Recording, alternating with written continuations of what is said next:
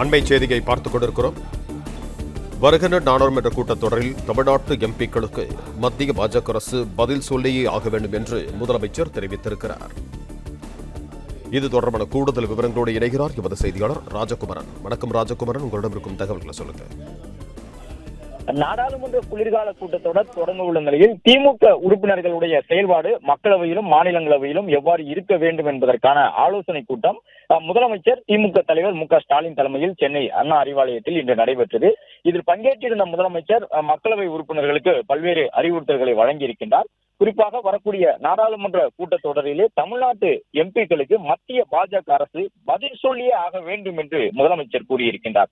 தமிழ்நாட்டு மக்களுடைய குரலை மத்திய பாஜக அரசு புறக்கணிப்பது சரியா என்று இந்த கூட்டத்தில் பங்கேற்று கேள்வி எழுப்பியிருந்த முதலமைச்சர் தமிழ்நாட்டின் கோரிக்கைகளை எடுத்துச் சொல்லியும் காதில் வாங்காமல் இருப்பது நியாயமல்ல என்று மத்திய அரசை கடுமையாக சாடியிருக்கின்றார். அதிகமான வரி வருவாயை தரக்கூடிய மாநிலமாக இந்தியாவில் இருக்கக்கூடிய தமிழ்நாட்டுக்கு வஞ்சனை செய்வதை யாரும் ஏற்றுக்கொள்ள மாட்டார்கள் என்று மக்களவை உறுப்பினர்களிடையே பேசியிருக்கக்கூடிய முதலமைச்சர் திமுக தலைவர் மு.க.ஸ்டாலின் மக்களவை மற்றும் மாநிலங்களவை உறுப்பினர்கள் பல்வேறு முக்கிய விஷயங்கள் தொடர்பாக அவையிலே கேள்வி எழுப்ப வேண்டும் என்று அறிவுறுத்தி இருக்கின்றார். அதிலும் குறிப்பாக கடந்த சில நாட்களுக்கு முன்பாக கோவை மற்றும் மதுரை நகரங்களுக்கான மெட்ரோ ரயில் திட்டங்களை எல்லாம் கைவிடப்பட்டிருந்த நிலையில் அதற்கு மத்திய அரசு கூறியிருந்த விளக்கத்தை முதலமைச்சர் ஏற்றுக்கொள்ளவில்லை.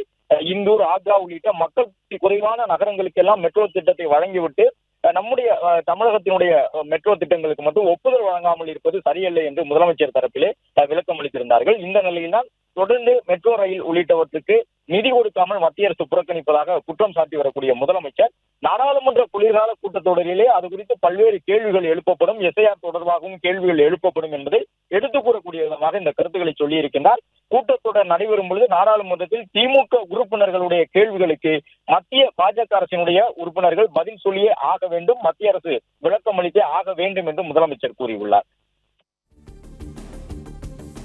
நன்றி ராஜகுமரன், உங்க தகவல்களுக்கு.